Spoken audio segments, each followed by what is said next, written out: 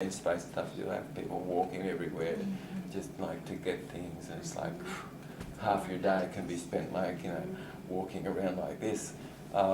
It's wise to have a rubber mat under the place, actually the work area.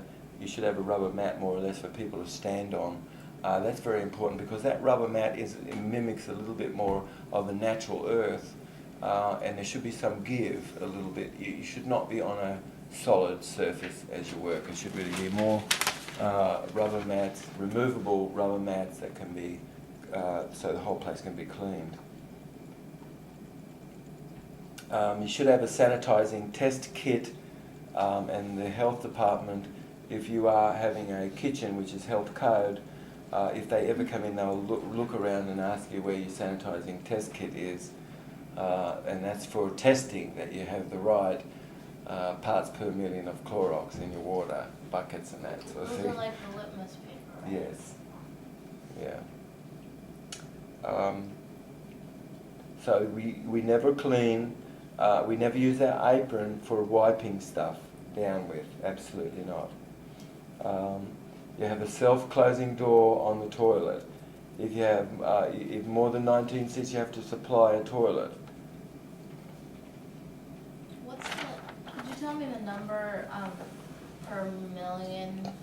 Parts per million? Yeah, parts per It's million. 50 parts per million for food contact surfaces, and it's 100 parts per million for non-food contact surfaces. That's the first is half an ounce per gallon, and the other is 1 ounce of Clorox per gallon.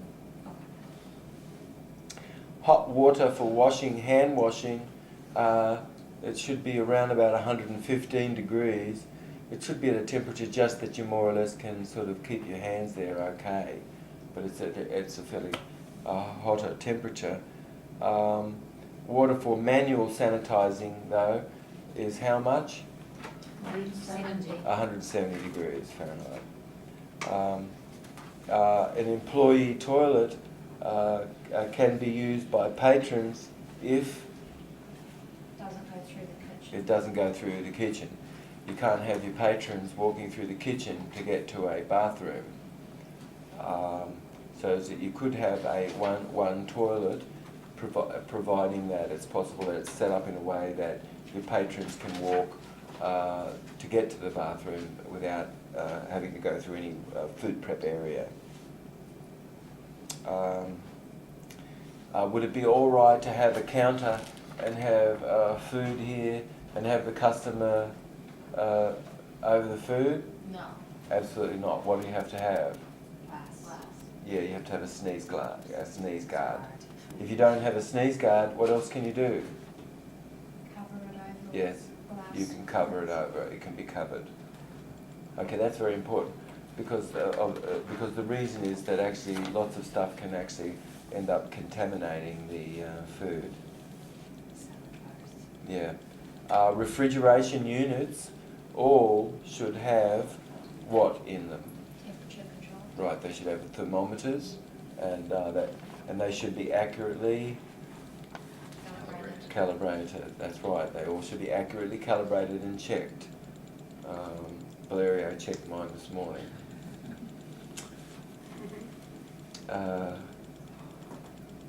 Space behind equipment should be sufficient enough to permit cleaning.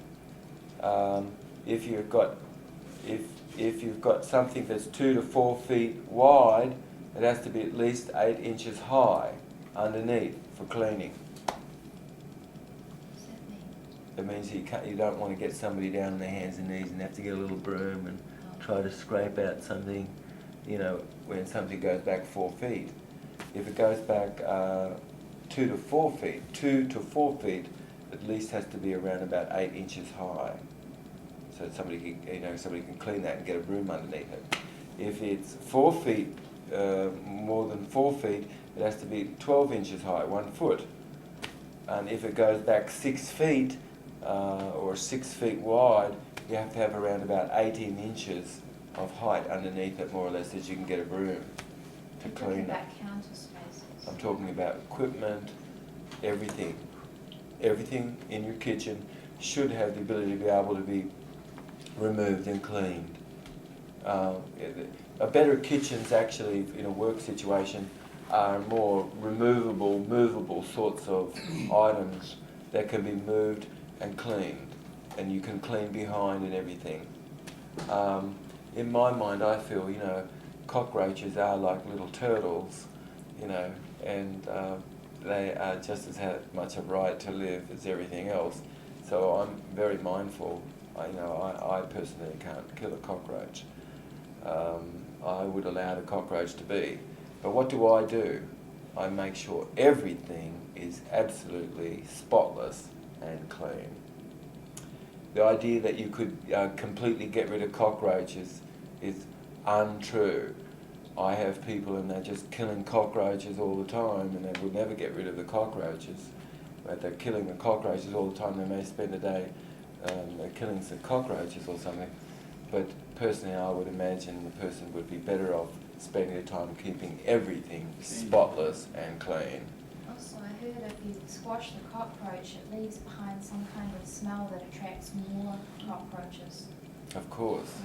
Yes, it's unhygienic to squash a cockroach. It's also cruel.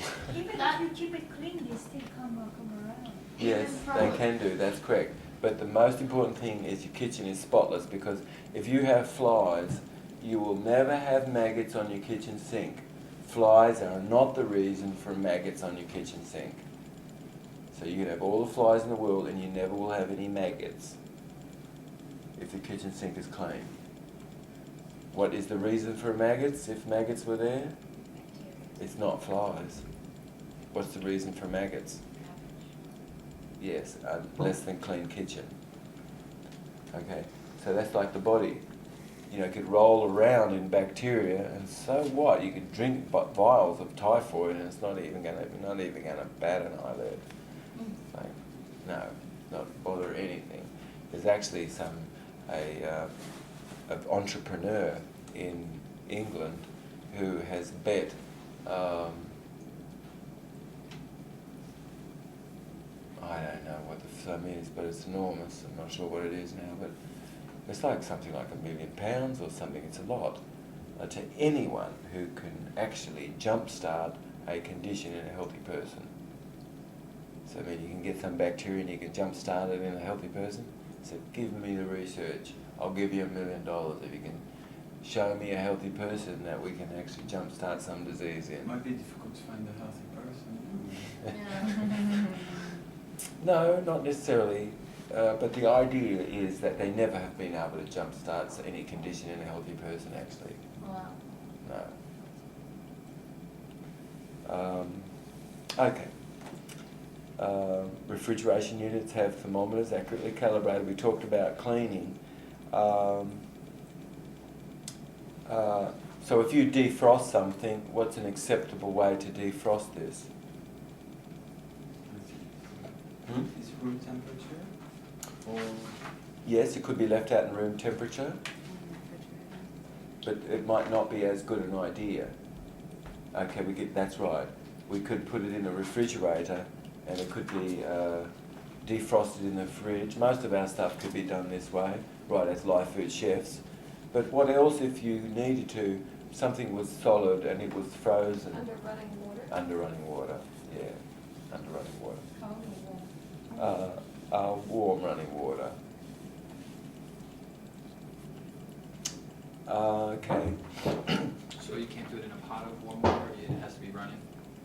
If it's running, it's gonna wash away anything loose, and that's helpful. Does it have to run continuous, or could you let it soak for a while and then? You could do, but generally they say that it's better to like put it in a pot and actually have something run a little bit, you know, Okay, right. so the water is flowing, and it sort of agitates anything that's loose and causes that to be cleared away.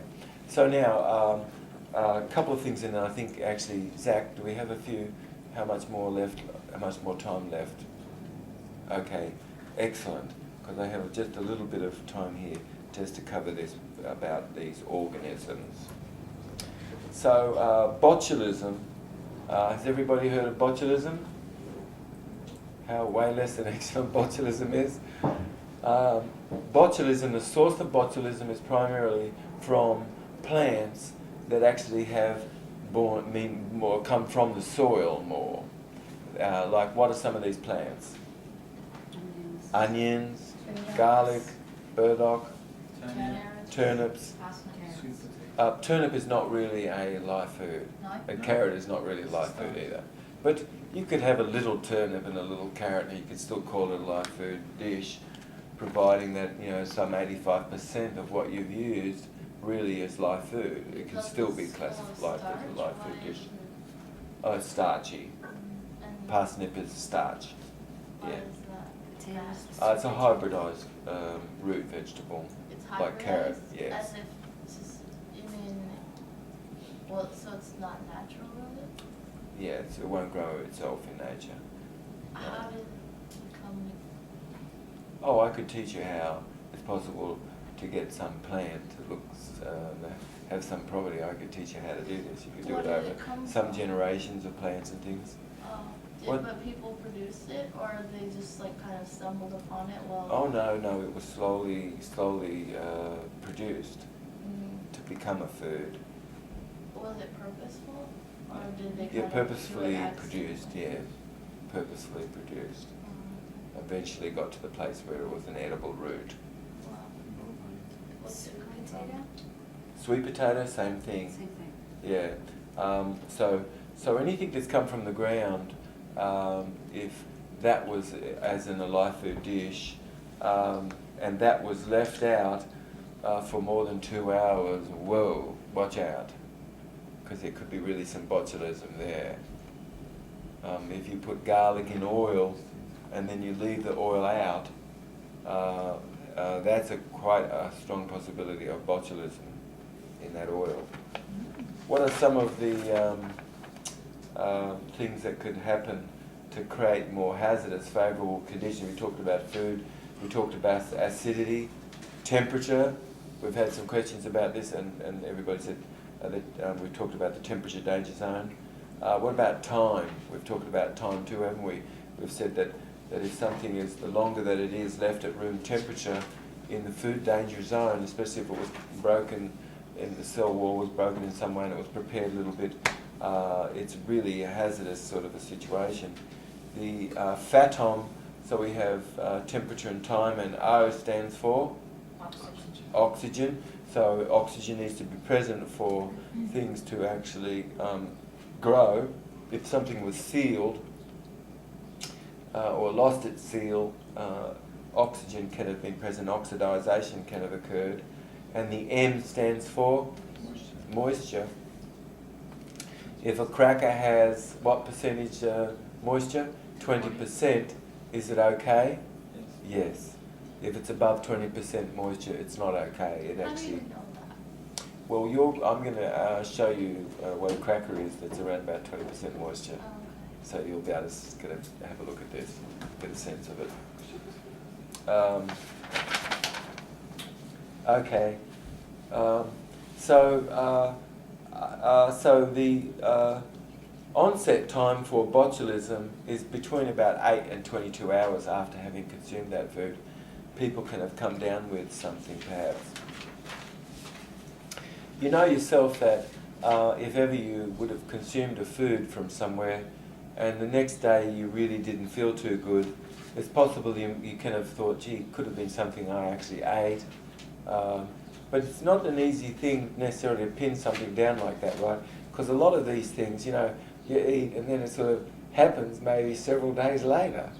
Several days later, bam, you're feeling really way less than excellent because it's taken a little bit of time for that organism to have actually cultured in this incredible place here that is a great place for culturing stuff.